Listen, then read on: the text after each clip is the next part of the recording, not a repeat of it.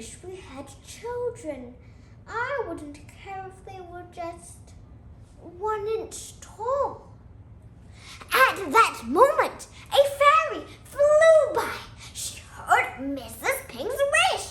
She waved her wand and whispered, "Jumping beans and flying fish, give these folks their dearest wish."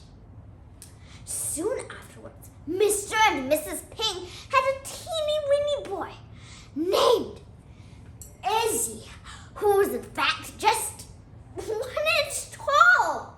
He had a bottle top for a bathtub and a matchbox for a bed. Many years later, it was time for Izzy to leave to the Emperor's palace to get a job. His parents gave him a rice bowl for a boat and a needle for a sword. At the palace, Izzy arrived in front of the Emperor's throne. "I would like a job, please, Your Majesty," tiny Izzy requested. To everyone's surprise, the Emperor declared, "All right, you can take care of my daughter, Princess Chi-Chi." "But Daddy, he's teeny tiny. What can he do?" "Princess Chi-Chi, small things can be special too," reprimanded the Emperor. From that day onwards, Izzy never left the princess's side. One day, on the journey to visit the princess's aunt, they came to a dark forest. Just then, a giant ogre came crashing through the trees and grabbed the princess. "Stop, or I'll..." Izzy shouted fearlessly.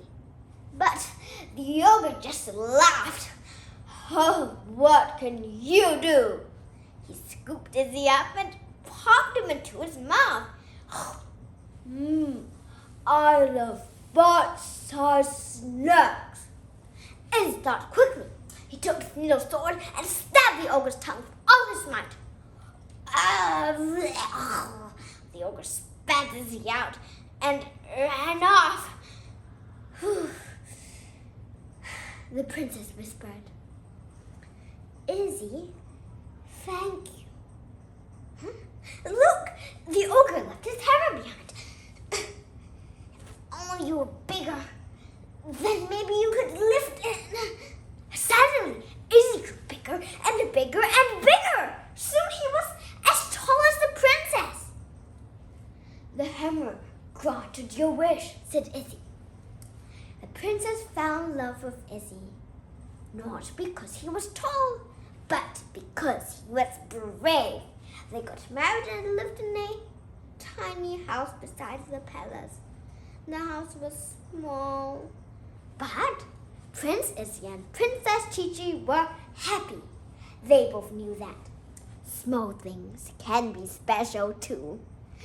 The end.